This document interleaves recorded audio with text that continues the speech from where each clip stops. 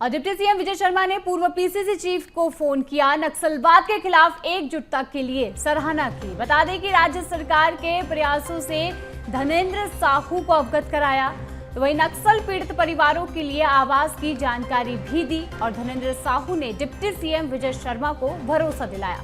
बता दें कि नक्सलवाद के खिलाफ उन्होंने कहा कि हम सभी सरकार के साथ खड़े हैं। नक्सलवाद के खिलाफ बयान की वजह से विजय शर्मा ने उन्हें फोन किया।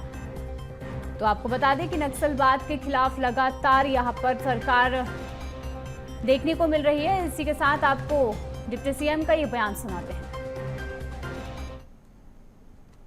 भैया जी मैं विजय शर्मा बोला भैया। भाई के मैंने ना वो भी फिर कई जन के नेता मन के आप यहाँ मैंने कांग्रेस के भी मैं देखे हूँ, मैं सकारात्मक भाव ला तो मैं आपको के देखे तो मैं कहूँ भैया मैं धन्यवाद भी कही हूँ। और अगर भैया अनुमति दे हैं तो एक बातचीत ला रिकॉर्ड करके मैं सोशल मीडिया तक डाल दे हूँ। कहा बरे ये सब जाने रे भाई, सकारात्मक भाव ला भी सब जाने और बात ला भी जाना है। इसी कह के मैं सोचे भैया तब आप लगाए रहे हो फोन। मैंने कहा आप वो दिन के भाई हम सरकार के संग में हवन और ये लाल आतंक समाप्त होना चाहिए। इसी के आप बने के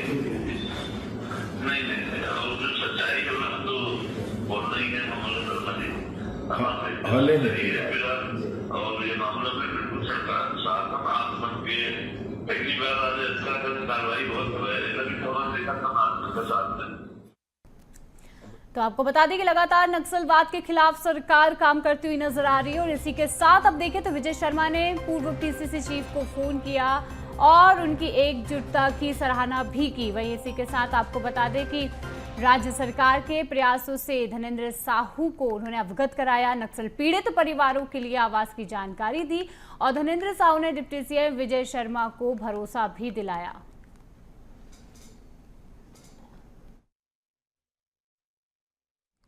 तो बता दें कि डिप्टी सीएम विजय शर्मा ने पूर्व पीसीसी चीफ को फोन किया, जहां नक्सलवाद के खिलाफ एकजुटता के लिए उन्होंने सराहना की।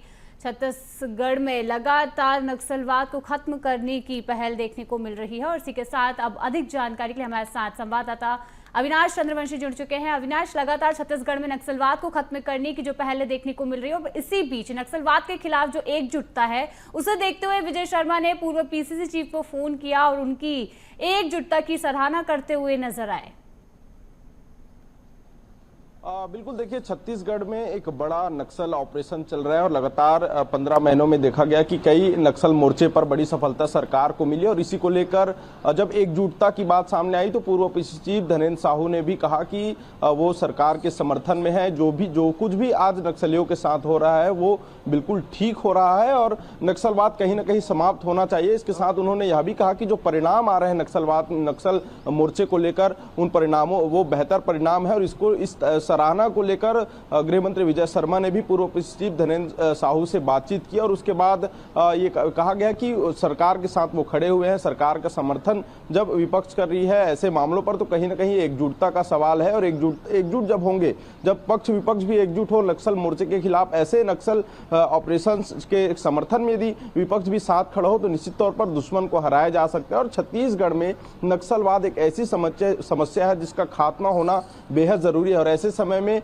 जब नक्सल ऑपरेशनों पर सफलताएं मिल रही है तो कहीं ना कहीं इस पर विपक्ष के द्वारा भी, विपक्ष के बड़े नेता ने इस पूरे परिणाम को लेकर सराहना की है, सरकार की तारीफ की है, सरकार के समर्थन में मौजूद होते हुए नजर आए हैं। इसके साथ ही इस पूरे मसले को लेकर उप मुख्यमंत्री अरुण साव ने का भी बयान सामने आया। उन्होंने भी कहा कि सरकार की सफलताओं पर, चाहे वो किसी भी तरह की सफलता हो, नक्सल मोर्चे पर सफलता हो या अन्य कोई सफलता हो, बेहतर कार्यों के लिए, सरकार के उच्च कार्यों के लिए यदि कोई विपक्ष की पार्टी भी या कोई समर्थन करता है तो ये आदर्श राजनीति का परिचय होता है। और कहीं ना कहीं धनेंद्र साहू जो कि पूर्व पीसीसी चीफ हैं, उन्होंने आदर्श राजनीति का परिचय दिया है। सरकार की सफलता पर उन्होंने सरकार को बधाई भी दी है और आने वाले समय में नक्सल के खिलाफ जो लड़ाई जो लड़ी जा रही है और जो आगे समय में जो लड़ाई होगी उसमें एकजुटता होने की बात उन्होंने कही है। जी बिल्कुल अविनाश, देखिए लगातार यहाँ पर नक्सलवाद खत्म करने के लिए सरकार नई नई पहल कर रही है, जहाँ नक्सली जो है उन्हें खुद सरेंडर करने की बात कही है और उनका समर्थन करने का भी कहा है कि अगर वो सरेंडर करते हैं तो उनकी सहायता सरकार करेगी। इसे देखते हुए कितना ज्यादा सकारात्मक जो परिणाम है वो नजर आया है अभी तक?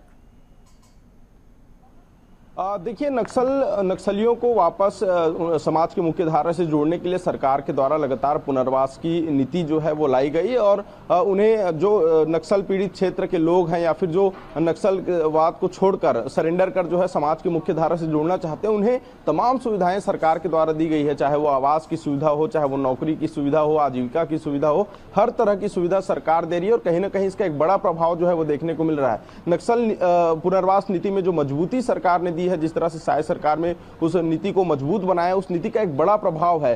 सैकड़ों हजारों नक्सली आज समाज की मुख्य धारा से जुड़ रहे हैं क्योंकि कहीं ना कहीं अब उनके पास एक आय का बेहतर साधन होगा, रहने के लिए छत होगा, जहां पर उनके बच्चों के लिए स्कूल की शिक्षा और स्वास्थ्य की तमाम व्यवस्थाएं होंगी। तो कहीं ना कहीं इस नीति का प्रभाव जो है वो प्रदेश में देखने को मिल रहा है। इसके अलावा सरकार ने साफ तौर पर कहा है, क्योंकि जिस तरह से नक्सल ऑपरेशन चल रहे हैं छत्तीसगढ़ में, उसमें नक्सलियों में कहीं ना कहीं घबराहट जो है वो देखने को मिली है। बार बार शांति वार्ता की चर्चा नक्सली करते हुए नजर आ रहे हैं, लेकिन शांति वार्ता का केवल एक ही अर्थ है कि शांति वार्ता यदि सरकार करने के लिए तैयार भी है, लेकिन शांति वार्ता का अर्थ है कि नक्सली हथियार छोड़े और समाज की मुख्य धारा से जुड़े।